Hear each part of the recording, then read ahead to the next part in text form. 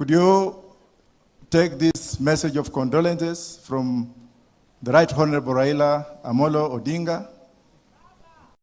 Baba amenituma akasema kwamba ukifika pale, hata kama vile umevaa kama wazimu wa kuombea uvae suti, kinawaelezea kwamba wako na mheshimiwa na wa DPP Igonga. I've known you. I wouldn't want to go in details, but I think you got the right job. You deserved it. I met you through my practice, and I saw what you did, though I'm gagged from speaking about judiciary or any matters that are in court or are in court before. I stand here to ask my fellow lawyers that this kind of congregation is good because it makes us to see those who don't take our phones. Thank you very much, and time will come when I will speak again.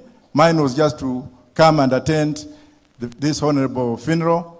Also get a message of condolences from my friend Governor of Siaya, James Agri Orengo.